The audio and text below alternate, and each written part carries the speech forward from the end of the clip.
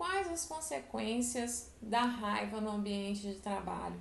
Como ela aparece no comportamento dos funcionários, né, das pessoas?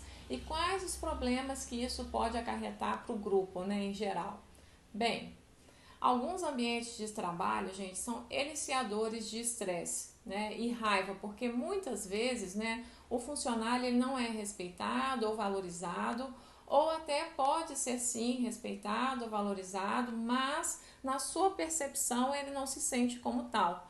Também pode acontecer, né, gente, infelizmente, assédio moral, quando alguém se aproveita do cargo para maltratar ou fazer exigências descabidas, né, e a pessoa acaba não encontrando formas de se defender, se sente impotente, não sabe lidar com a situação, não sabe comunicar sua raiva, indignação, né, não sabe buscar formas de lutar ou escapar do problema. E aí, porque veja, vamos pensar. A raiva não é o sentimento ligado à percepção de injustiça, frustração, impotência.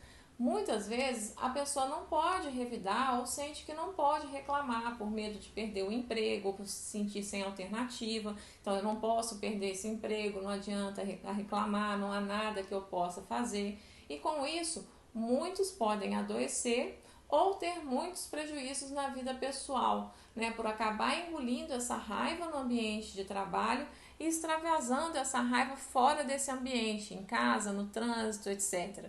Né? A pessoa ela não pode extravasar essa raiva no trabalho, aí ela extravasa a raiva em ambientes que ela se sente mais segura ou que ela não possa ser punida, como em casa, com pessoas mais próximas, na rua. Então, outros também podem abandonar o emprego com diagnósticos de ansiedade, depressão, síndrome de burnout, serem afastados.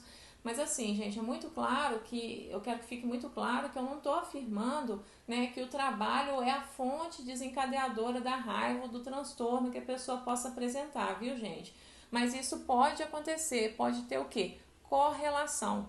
Porque no ambiente de trabalho, a pessoa pode sofrer muitos episódios de agressão verbal, cobrança excessiva por resultados, não só de colegas, mas de usuários do serviço prestado. Existem muitos estudos, gente, de violência ocupacional, por exemplo, em serviços de saúde, emergência hospitalar, por exemplo, e pode ser que a pessoa nem se afaste do trabalho ou adoeça, né, mas tenha comportamentos contra o ambiente, a empresa, né, em si, por desejar se vingar de alguma forma. Então, o funcionário, o que ele pode fazer? Ele pode se isolar, ele pode viver pelos cantos reclamando, pode apresentar queda no rendimento e influenciar os demais colegas com uma visão negativa da empresa.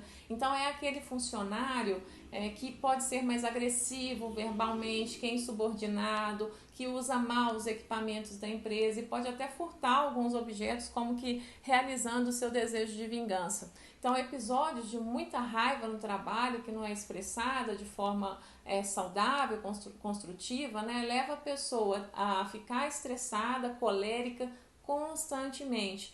Então, isso pode ser um grande problema para a empresa, né, porque o que acontece, né? A pessoa ela pode não ter mais interesse, né, na empresa, em suas metas, e aí aos poucos ela vai diminuindo a produtividade e se torna pouco confiável.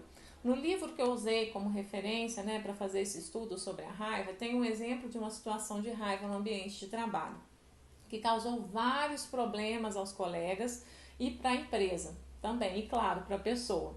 Esse funcionário, ele tinha 55 anos, trabalhava 22 anos na empresa e sempre foi visto como uma pessoa competente e confiável. Só que aí o que aconteceu? Ele sofreu um acidente, né? E aí ele precisou ficar afastado por alguns meses. E nesse período, as funções dele foram executadas, né, por um outro colega do setor, que acabou se destacando muito na atividade. O que aconteceu? Quando ele voltou dessa licença, ele teve de dividir as atribuições com o colega. E percebendo que não tinha feito a falta que ele esperava no setor, ele parece que ficou muito raivoso, ele ficou muito diferente. E aí, não encontrando uma forma de expressar essa indignação, essa raiva, seja com o colega ou seja com a chefia, começou a ter comportamentos de deboche, tornou-se sarcástico, frio, sempre criticando a empresa, os colegas, enfatizando que a empresa não merecia tamanho empenho e dedicação dos colegas. O ambiente, gente, ficou insustentável, né? E essa história que eu tô falando aqui, ela foi trazida ao consultório não por ele, mas por uma colega que acabou ficando altamente estressada com a situação e buscou a terapia. O que aconteceu? O funcionário ele acabou sendo demitido devido a vários comportamentos nocivos que ele desenvolveu, pois o que? Ele deixou de focar no trabalho, tornando-se uma pessoa difícil e pouco confiável, tanto para a empresa como para os colegas. Então agora eu te pergunto, se ele tivesse buscado uma terapia nesse período de afastamento, se ele tivesse uma terapia para lidar com a frustração quando voltou ao trabalho, né, para enxergar aquilo ali como uma oportunidade dele também aprender a fazer melhor, será que a situação teria chegado a esse ponto, né? Ele acabou prejudicando o bom clima e convivência no trabalho e ficou sem emprego no final da história.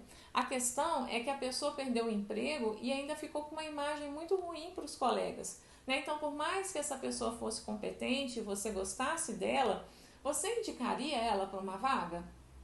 Provavelmente não. Então, assim, as pessoas geralmente elas têm problemas no trabalho não por falta de competência ou capacidade, né? Mas por não investirem em quê? Em autoconhecimento através da terapia, né? Habilidades sociais e inteligência emocional, como a gente viu nesse exemplo.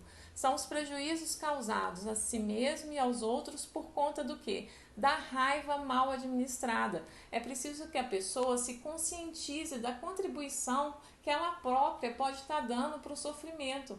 Sim, nós podemos potencializar o nosso sofrimento, né? E assim se motivar o quê? A aprender a reconhecer e, mais do que isso, administrar e lidar com suas emoções.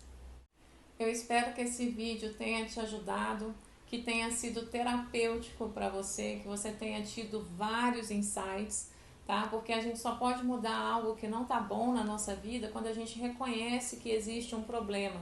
E mais do que isso, quando a gente busca ajuda ou formas para resolvê-lo.